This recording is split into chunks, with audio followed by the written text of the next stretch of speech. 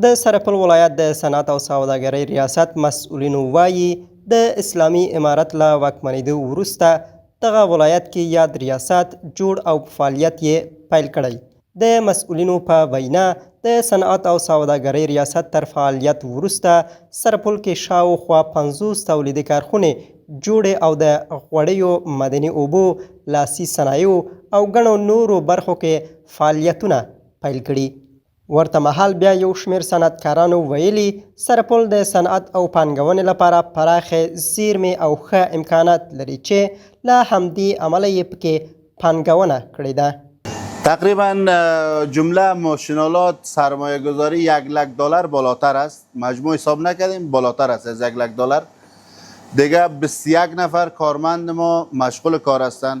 روزانه یک 1200 بسته بالاتر تولید داریم فعلا. البته در پروشات سعی میکنیم میتونیم تا 2000 بسته را تولید میتونیم روزانه. دا کارخونه نه یوازې دا چې د مدني اوبو په برخه کې د سرپل د اوسیدونکو د اړتیاو یوه برخه پوره کوي، بلکې یو شمېر کسانو ته یې د کار زمینه هم برابر کړې ده.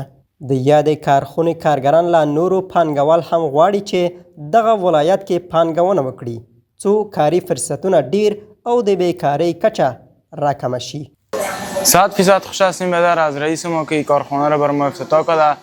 دیگه خواستم از تجارایی است که چند تا کارخانه دیگه هم میرقم جور شود که بیادرهای عزیز ما، وطندارای ما خارج از کشور نرده این وطن خود کار کنن. پختن میداره دولت تا چې دغه څه فابریکې جوړې کړي، ډېر ځوانان ډېر خلک ګرده بیکار ده، په کور کې ناسته، څوک ځي پاکستان ته، څوک ایران ته ځي، نو د دې فابریکې جوړې کړي بیا انشاءالله عالی کار.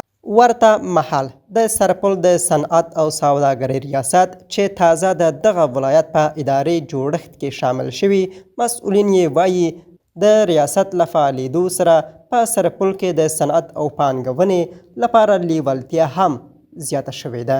د دوی په وینا دا مهال په سرپل ولایت کې شاوخوا 50 کارخونې خوراکي غوړیو، معدني اوبو، لاسي صنایعو او یو شمېر نورو تولیدي برخو کې فعالیت کوي. در 1402 ریاست صنعت تجارت ولایت سرپل ایجاد شده است. بعد از فتوحات الحمدلله در ولایت سرپل فابریکات زیادی ایجاد شده است که در بخش صنایع ثقیله و خفیفه و در بخشی که تولیدات تقریبا 50 فابریکه تولیدی ما فعلا داریم که از قبیل فابریکه تولیدی گچ است، فابریکه تولیدی کود کیمیایی است، آبهای مدنی است، روغن است، گیلم بافی است، قالین بافی است و صنایع دستی مختلف در ولایت سرپل هست.